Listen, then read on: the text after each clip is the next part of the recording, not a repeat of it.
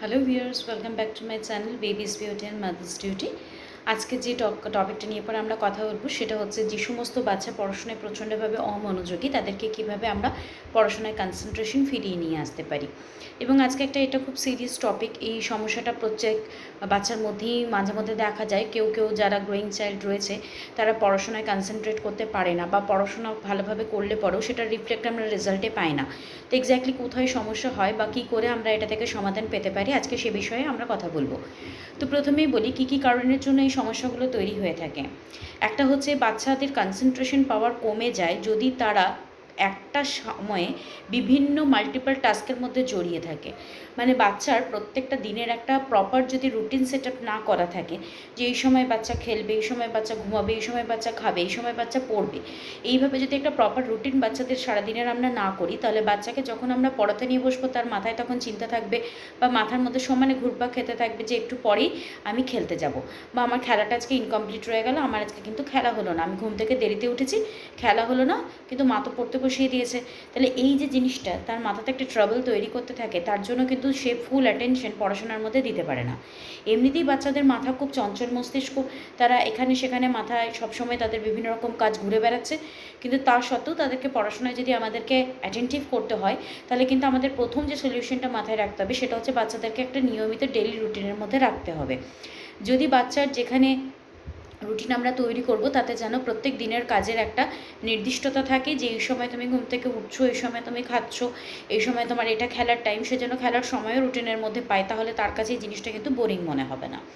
2 number হচ্ছে, যদি বাচ্চাকে পড়াশোনাটা আমরা এমনভাবে শেখাতে চাই যেটা বড়রা যেভাবে পড়াশোনা করছে, একটা বই দড়ি দিয়ে বা একটা খাতা দড়ি দিয়ে তাকে যদি একটা পড়াশোনা শেখাতে চায়, তাহলে কিন্তু বাচ্চা পড়াশোনাটাকে একটা হেডেক বা বার্ডেন বলে মনে করে, এবং সেক্ষেত্রে কিন্তু তার পড়াশোনায় অ্যাটেনশন কমতে কমতে সে কিন্তু নিজেকে বুঝতে শুরু করে যে সে পড়াশোনায় ভালো নয়, তার দ্বারা এটা হবে না, এবং ভবিষ্যতে গিয়ে পরে কিন্তু সে পড়াশোনাতে একটা ভালো স্টুডেন্ট হতে পারছে না।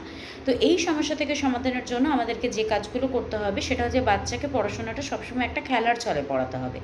মানে ধরুন আপনি যদি ওকে কাউন্টিং শেখাতে চাইছেন, তাহলে আপনার যে ডে টু ডে অ্যাক্টিভিটিসগুলো রয়েছে সেই অ্যাক্টিভিটিসের সময় ওকে কাউন্টিং শেখানোর ট্রাই করুন।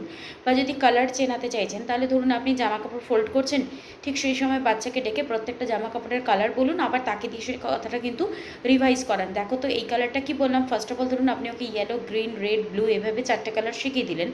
পরে ফোল্ড করে রাখা ওই জামাগুলোকে দেখিয়ে বলুন, দেখো তো এটা তোমায় কী বলেছিলাম, মনে করে বলো তো, দেখুন বাচ্চা পারছে কি না।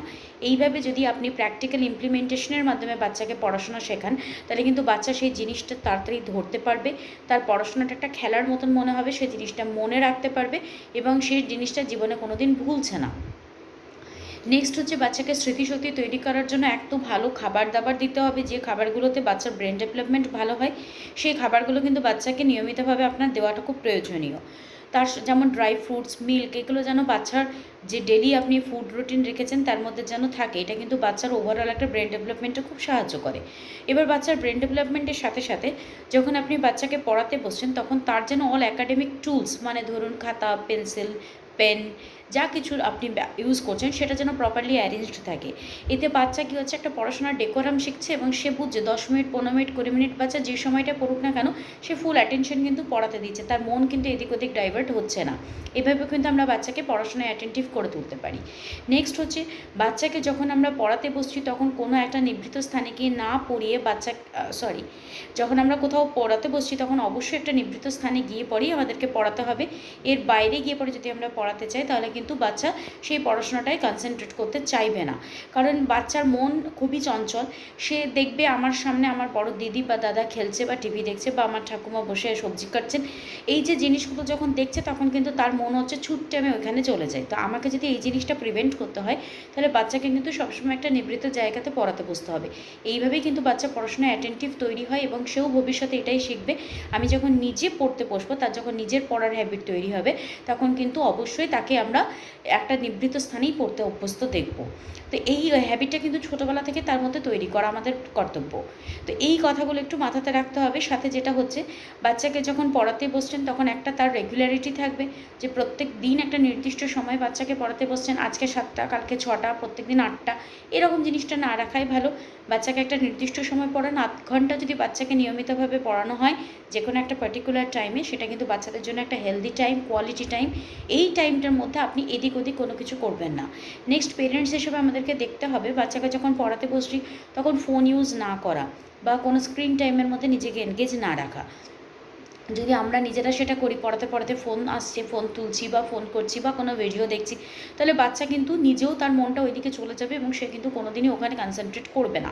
এরকম অনেক পেরেন্টসকে দেখা যায় যে স্লেট পেন্সিলে ছক কেটে দিয়ে বাচ্চাকে এবিসিডি লিখতে দিয়ে নিজে বসে পাশে ভিডিও দেখছেন।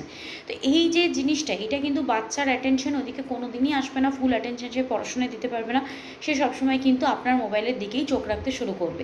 এতে তো মোবাইল আসক্তি 1 নম্বর বেড়ে যাবে, 2 নম্বর তার কিন্তু একটা বদ অভ্যাস তৈরি হবে। আর নেক্সট যেটা সবথেকে ক্ষতিকারক রেজাল্ট, সেটা হচ্ছে বাচ্চা কোনোদিনই অ্যাটেন্টিভ হতে পারছে না। তাহলে বাচ্চাকে পড়াশোনায় যদি মনোযোগী করতে হয় তাহলে কিন্তু এই ব্যাপারটাও আমাদের মাথাতে ইকুয়ালি রাখতে হবে। তো এই কয়েকটা পয়েন্ট যেগুলো বললাম সেগুলো একদম ছোট বাচ্চাকে যখন পড়াশোনা শেখানো শুরু করছেন তখন থেকে শুরু করুন, দেখবেন বাচ্চা কিন্তু পড়াশোনায় কোনোদিনই অমনোযোগী হবে না। বা যদি কোনো বাচ্চা অলরেডি অমনোযোগী হয়ে গেছে তারও কিন্তু মনোযোগ ফেরত আসবে। এবং সকালবেলাতে একটা যোগার ক্লাস রাখুন, একটা যোগা করুন আপনি এবং আপনার বাচ্চা দুজনেই। এতে দুজনেই সুস্থ থাকবেন। এই যোগা করলে পরে কিন্তু ফিজিক্যাল অ্যাক্টিভিটিসের মাধ্যমে ব্রেন ডেভেলপমেন্ট হয়, বাচ্চার ফিজিক্স ভালো থাকে এবং সে কিন্তু পড়াশোনায় অনেক বেশি কনসেন্ট্রেট করতে পারে আগের থেকে। এবং বডি হাইড্রেটেড রাখা, পর্যাপ্ত পরিমাণে ফ্লুইড যেন বাচ্চার শরীরে থাকে, জল খাওয়ানো, এই জায়গাগুলো কিন্তু যদি রাখা যায় মানে হেলথের দিক থেকে, তাহলে কিন্তু বাচ্চা একটা হেলদি বেবি হয় এবং তার সঙ্গে কিন্তু তার পড়াশোনায় অ্যাটেনশন অনেক পরিমাণে বেড়ে যায়। তো এইগুলো একটু মাথায় রেখে পরে বাচ্চাকে অবশ্যই পড়তে বসান, তাহলে দেখবেন আপনার বাচ্চাও কিন্তু একটা মনোযোগী বাচ্চাতে পরিণত হবে এবং সেও কিন্তু ভবিষ্যতে গিয়ে পরে একটা ব্রিলিয়েন্ট স্টুডেন্ট হিসেবে নিজেকে রিফ্লেক্ট করতে পারবে।